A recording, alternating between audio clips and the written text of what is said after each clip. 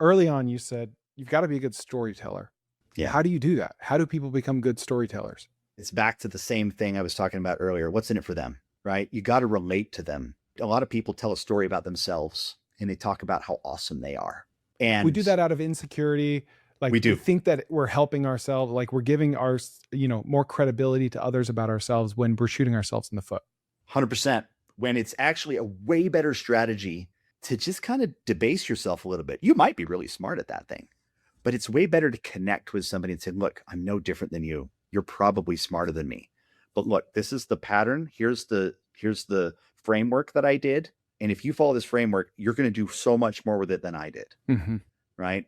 And that's really how you tell a good story is you help them feel like they're part of it. I'm always selling the vision of what will it be like when you're like after you've adopted AI, right? Yeah. Like imagine your life is like this. You wake up in the morning and and AI is already taking care of all this stuff, right? Telling that story of the future desired state is way better than saying, here's our benefits and features, Well, in my opinion, like everything in business comes down to removing or adding friction where necessary.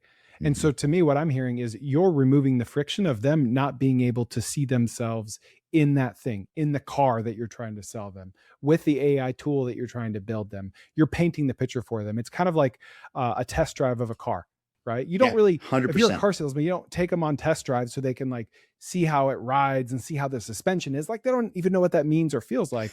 Sure. You want them to like picture themselves, in this case, literally in the car, because the chance that they'll buy it is significantly higher if they do so. It's not about the speed and because it's all confirmation bias. They sit in the car and they already kind of like it, but they're like, oh yeah, I kind of like how it does this. Of course you do. Like you want to buy it. It's a self-fulfilling prophecy. They're closing themselves on the deal at this point. So I don't know if I've told this story before, but my junior year of high school, I joined the yearbook class just because I had a free elective and I didn't care about it. It didn't mean anything to me. I was like, whatever. But we had like a nationally ranked yearbook. It was serious. Our yearbook advisor was legit. She was like, she went to Columbia and she took it very seriously. I didn't know any of that. So we joined this class and our first assignment, day one, she has us, reach into a bowl with some sheets of paper. And she says, pull out the sheet of paper and wherever it says in the school, go. So like, cafeteria, hallway, north hallway, and mine was the orchestra room. She says, I want you to bring your notepad, go to that room. It's totally randomized and just write down what you observe. And I was like, okay, whatever. And I'm not a writer, never have been, whatever.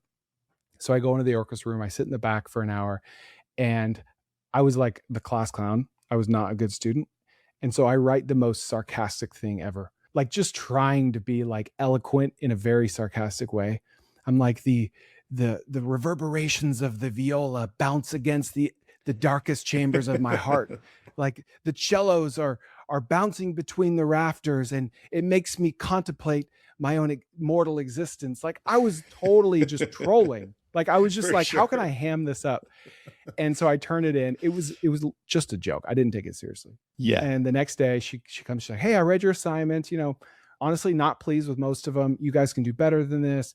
But one of them touched me deeply. And she put her hand on her heart. I was like, geez, we're all looking around. We're like, who? Oh, it's probably Sarah. Oh, it was Jenna. So good. And she's like, I have to read this to you. This was one of the most touching things I've ever read. And if I were to actually go back and read it, maybe it was halfway decent. I don't know. I would pay a lot of money to have that sheet of paper. For sure. And she proceeds to read my story. And I'm just like beet red, sweat. Like this was not at all what I had planned because I didn't expect her to read it. A.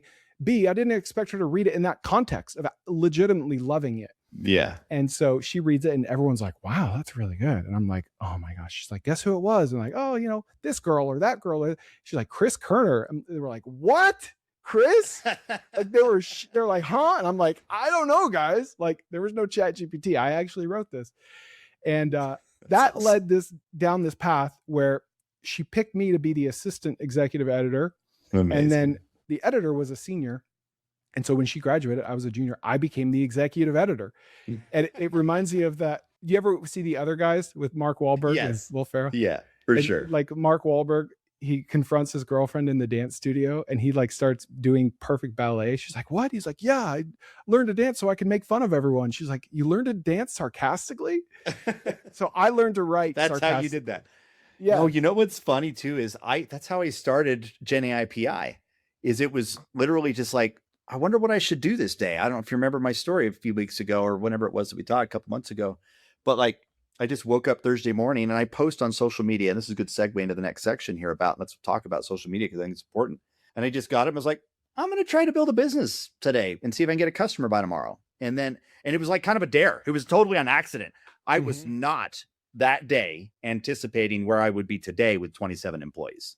Like a year and a half later, huge AI, helping companies do this. You put like a false constraint on yourself, and that made all the difference. I did. Yeah. The false constraints are cool. I think they're awesome. So building in public, that's another great thing, right? This is not exactly social media, but it kind of is.